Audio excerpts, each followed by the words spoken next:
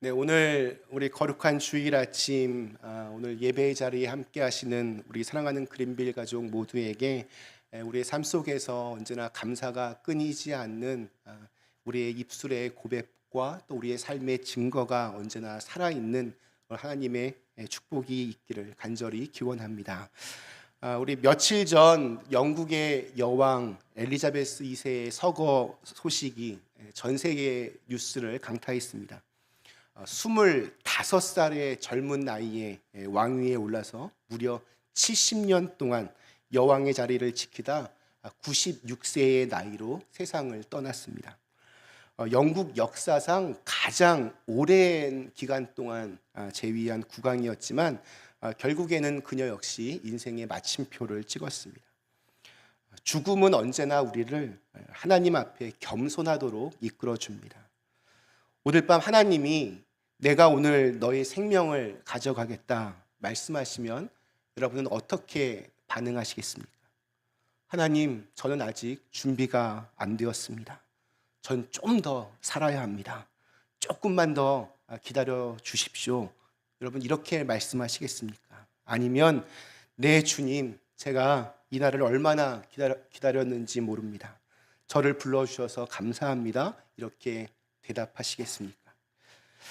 우리가 알듯이 예수님은 30살에 사역을 시작하셔서 3년 동안 하나님 나라를 선포하시다가 33살의 젊은 나이에 십자가에서 죽으셨습니다. 그 짧은 생애를 마감하시면서 남기신 마지막 말은 다 이루었다였습니다. 그리고 아버지, 내 영혼을 아버지 손에 부탁하나이다 이렇게 말씀하시고 운명하셨습니다. 예수님의 이 짧은 생애를 보면 내가 얼마나 오랫동안 살아야 하는지, 얼마나 오랫도록 일해야 하는지 그 시간의 길이는 별로 문제가 되지 않는 것을 깨닫게 됩니다. 다만 하나님 앞에서는 내가 무엇을 위해서 이 땅에서 살았는가 하는 것이 최고의 평가 기준이 될 것 같습니다. 저와 여러분이 마지막 죽는 순간에 나는 후회 없이 다 이루었다 이렇게 말할 수 있으려면 지금 나는 무엇을 위해서 내 인생을 살고 있는지에 대한 그 답이 분명하게 있어야 됩니다.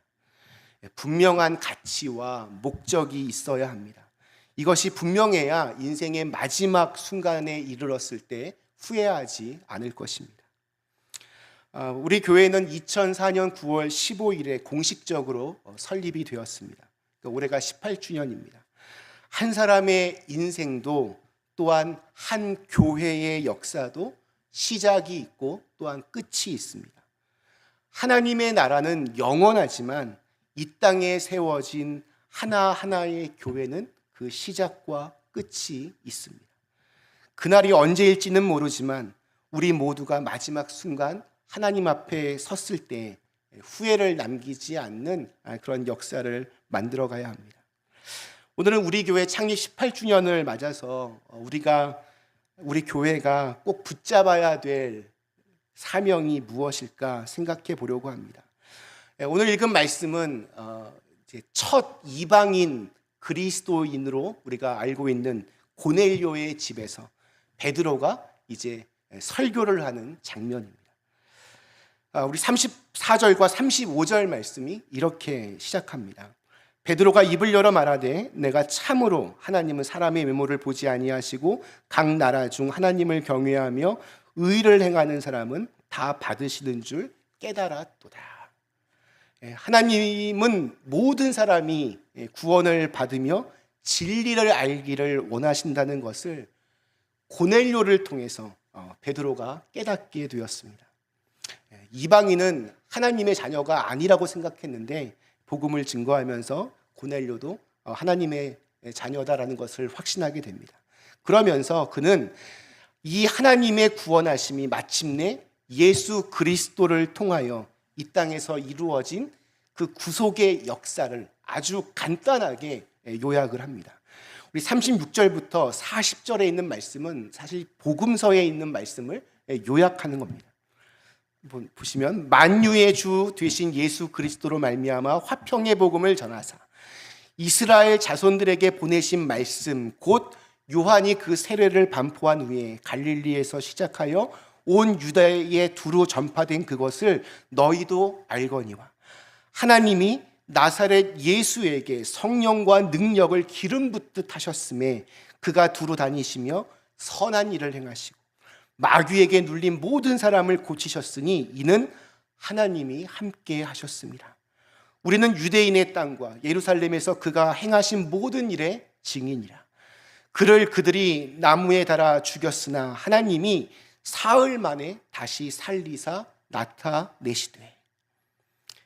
이 말이 무슨 말입니까? 하나님의 구원하심이 예수님을 통해서 갈릴리에서 시작하여 온 유대 지방에 퍼졌는데 그 예수님은 하나님의 본체이시어서 위로부터 주시는 성령과 그 능력으로 마귀에게 붙잡혀 살고 있던 사람들을 자유케 하셨다는 말씀입니다. 그런데도 사람들은 그분이 누구인지를 알지 못해서 그를 죽였지만 그분은 말씀처럼 부활하셨고 바로 우리는 이 일의 증인이라는 것입니다. 이것이 바로 성경을 이렇게 꿰뚫고 있는 구속사, 즉 복음인 것입니다. 자, 그런데 이 말씀을 할 때에 놀라운 일이 일어났습니다. 우리 44절 말씀. 베드로가 이 말을 할 때에 성령이 말씀 듣는 모든 사람에게 내려오시니. 저는 말씀이 들려질 때 이 시간, 이 자리에서 여러분에게 이렇게 성령이 내리시기를 축복합니다. 그때 이 고넬료 집안의 그 방안의 모습이 어떠했을지 우리는 상상할 수 있습니다. 구원의 말씀 앞에 감격과 두려움으로 떠는 모습이었을 겁니다.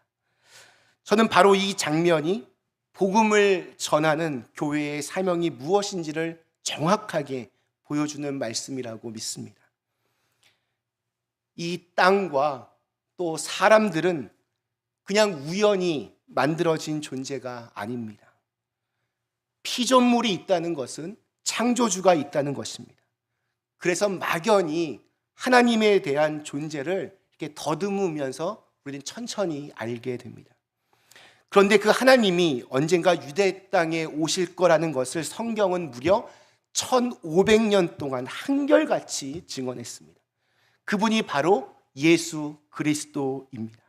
그리고 그분이 2000년 전 유대 땅에 오셨지만 아이러니하게도 이 사실을 유대인들은 믿지 않았습니다. 그들이 원했던 구세주와 하나님이 이 땅에 보내셨던 구세주가 너무나도 달랐기 때문입니다. 그러나 이 역시 성경은 오랫동안 예언하였습니다. 그분이 이 땅에 오셔서 복음, 즉 구원의 소식을 주실 것이지만 그분은 거절당하시고 고난을 당하시고 마침내 나무에 달려 죽을 것이라고. 그러나 성경에 기록된 대로 마침내 죽은 자 가운데서 부활하심으로 기록된 말씀대로 응하실 것이라고 그렇게 말씀하고 있습니다. 그분은 바로 예수님이십니다. 그분은 하나님의 본체시나 동등됨을 취할 것을 여기지 아니하시고 자기를 비워 종의 형체를 비워 죽기까지 복종하셨으니 곧 십자가에 죽으신 것입니다. 그러나 유대인들은 이 예수님이 하나님이라는 사실을 믿으려고 하지 않았습니다. 그들이 원했던 메시아는 정복자였는데 이 땅에 오신 예수님은 종이었기 때문입니다. 이 땅에 오신 하나님의 본체이신 예수님께서 하신 일을 한마디로 얘기한다면 그것은 자유케 하시는 일이었습니다. 모든 인생이 죄를 범함에 하나님의 영광에 이르지 못했습니다. 이로 인해 인류는 죄의 값을 치르는 수고하고 무거운 짐을 진 인생이 되었습니다. 모든 인생은 죄의 형상을 가지고 하나님을 두려워하지 않고 사는 그런 존재가 되어버렸습니다. 이것을 시편 36편 1절에서는 이렇게 표현합니다. 악인의 죄가 그의 마음속으로 이르기를 그의 눈에는 하나님을 두려워하는 빛이 없다 하니. 이것이 하나님을 떠난 인간의 모습입니다. 예수님은 당신이 이 땅에 오신 목적을 건강한 사람에게는 의원이 필요 없듯이 나는 의인을 부르러 온 것이 아니라 죄인을 부르러 오셨다라고 말씀하셨습니다. 성경은 이 죄인의 병든 모습을 로마서 3장에서 이렇게 아주 적나라하게 묘사하고 있습니다. 기록된 바 의인은 없나니 하나도 없으며 깨닫는 자도 없고 하나님을 찾는 자도 없고 다 치우쳐 함께 무익하게 되고 선을 행하는 자는 없나니 하나도 없도다. 그들의 목구멍은 열린 무덤이요 그 혀로는 속임을 일삼으며 그 입술에는 독사의 독이 있고 그 입에는 저주와 악독이 가득하고 그 발은 피 흘리는 데 빠른지라. 파멸과 고생이 그 길에 있어 평강의 길을 알지 못하였고 그들의 눈앞에 하나님을 두려워함이 없느니라 함과 같으니라. 참으로 완전히 비참하고 병든 인생입니다. 이 같은 인간에게 예수님이 오셔서 하신 일을 오늘 말씀에서 베드로는 이렇게 고백하고 있습니다. 하나님이 나사렛 예수에게 성령과 능력을 기름 붓듯 하셨음에 그가 두루 다니시며 선한 일을 행하시고 마귀에게 눌린 모든 사람을 고치셨으니 이는 하나님이 함께 하셨습니다. 즉 그분의 사명은 처음 아담 이후로 마귀에게 속아서 죄에 사로잡혀 있던 우리를 자유케 하시는 것입니다. 그래서 주님의 몸된 교회는 이 예수님의 사명, 즉 죄와 마귀에게 붙잡혀 사는 인생을 복음으로 자유케 하여서 그들로 하나님의 형상을 회복하게 하며 이 땅에 다시 에덴 동산 하나님의 나라가 세워지도록 하는 것을 이어받아 주님이 오시는 그날까지 그렇게 수행하는 것입니다. 남부에 있는 이 공동묘지들은 보면 백인들의 공동묘지와 흑인들의 공동묘지가 이렇게 구분되어 있습니다. 인종차별이 아주 과거에 아주 심했기 때문입니다. 그런데 아틀란타의 흑인들의 공동묘지에 백인 한 사람이 이렇게 묻혀 있습니다. 만디라고 하는 흑인 할머니 옆에 누워 있는 그런 백인 묘지입니다. 그런데 사연이 이렇습니다. 그는 어려서 어머니를 잃었습니다. 그 아버지가 죽을 때까지 재혼을 하지 않고 흑인인 이 만디라고 하는 여인을 가정부로 고용했습니다. 그녀는 독실한 그리스도인이었습니다. 이 여인은 예수님의 사랑으로 이 어린 아들을 정성껏 기르며 대리모 역할을 했습니다. 친어머니는 없었지만 이 아이는 전혀 사랑에 굶주리지 않고 좋은 이 가정부 아래에서 성장했습니다. 그런데 이 만디라고 하는 여인은 매일 아침 이 어린 아들을 깨울 때마다 Wake up, God's morning is come. 일어나세요. 하나님의 아침이 왔습니다. 이렇게 말하는 겁니다. 처음에는 이게 흑인 액센트가 있으니까 굿모닝 has come. 좋은 아침이 왔다를 이 흑인 만디가 잘못 이렇게 발음한 것으로 생각했습니다. 그런데 잘할수록 God's morning has come. 하나님의 아침이 다가오고 있어요. 이렇게 들리기 시작했습니다. 대학에 다닐 때도 방학 때 집에 오면 이 유모는 언제나 God's morning is come 하면서 아침마다 깨웠습니다. 시간이 지나 아이는 장성하였고 그 시간만큼 또 이 만디 여사도 늙게 되었습니다. 그리고 세상을 떠났습니다. 그는 즉시 내려가서 그녀의 장례식을 치러드렸습니다. 그리고 그 여인의 시신에 묻히는 하관 예배를 지켜보면서 주변 사람들에게 말했습니다. 만약 주님이 재림하시기 전에 내가 죽는다면 나는 만디 여사 곁인 바로 이곳에 묻히기를 원합니다. 나는 부활의 날에 그녀가 다시 일어나라 나의 아이야. 하나님의 아침이 다가왔구나라고 말하는 것을 듣고 싶습니다. 저는 설교를 이렇게 하나님의 말씀을 이렇게 선포하는 것이라고 이렇게 생각하는데, 그런 면에서 설교자는 설교를 전할 때 아주 기쁜 그러한 특권이 있습니다. 하나님의 아침이 오고 있습니다. 하나님의 아침이 왔습니다. 일어나십시오. 일어서십시오. 죽음의 두려움에서, 좌절의 어려움에서 여러분 일어나십시오. 실패의 늪에서, 절망의 늪에서 일어나 소망을 가질 수 있는 이유는 바로 부활하신 주님께서 저와 여러분과 함께 하시기 때문입니다. 베드로는 우리가 이 일의 증인이라고 그렇게 말을 합니다. 교회는 헬라어로 에클레시아입니다. 이 뜻은 부르심을 받은 사람들의 모임이라는 뜻입니다. 교회에는 아무나 누구나 다 올 수 있지만, 교회는 본질적으로 주님의 부르심, 콜링을 받은 자들이 모이는 것입니다. 자원자의 모임이 아닙니다. 내가 바쁜 시간을 쪼개서 나와주는 모임이 아닙니다. 부르신 자가 없는데 어떻게 사명이 있을 수 있겠습니까? 그러니 우리는 물어야 합니다. 하나님은 왜 저와 여러분을 이곳에 부르셨습니까? 베드로는 훗날 이것을, 이 부르심의 사명을 베드로전서 2장 9절에서 이렇게 고백을 합니다.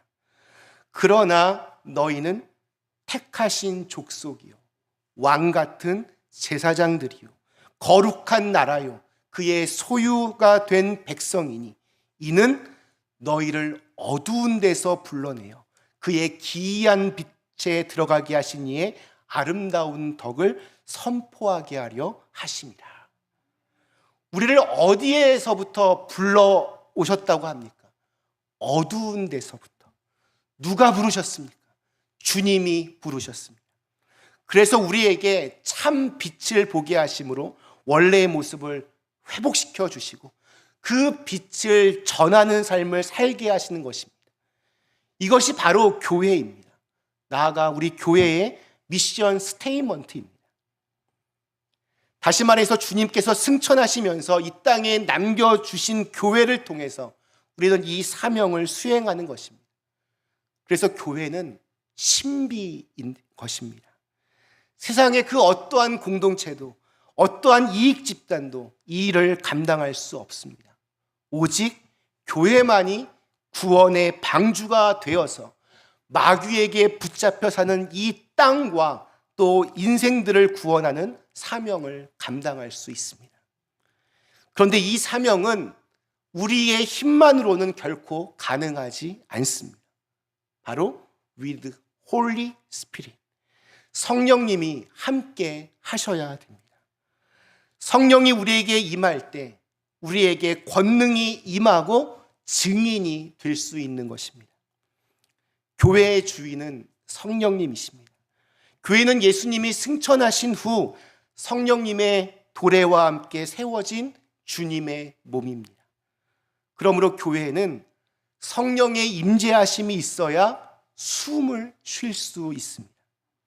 성령이 없는 교회, 그냥 인간들의 그냥 친목 모임일 뿐입니다.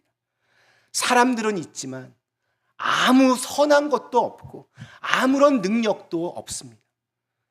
그래서 사도행전 2장에 나오는 교회의 탄생은 그 마가의 다락방에 임하는 성령 강림으로부터 시작된 것입니다. 교회는 성령님의 음성에 민감해야 합니다. 그래야 바른 길을 갈 수 있습니다. 말씀 마치겠습니다. 우리 사랑하는 그린빌 가족 여러분, 오늘날 교회가 어려워지고 있다는 말 참 많이들 합니다. 특별히 이 정말 팬데믹 이후로 우리 교회에서 활발한 모임을 갖는 것이 참 쉽지 않고, 그래서 교회의 앞날을 걱정하는 목소리도 많이 있습니다.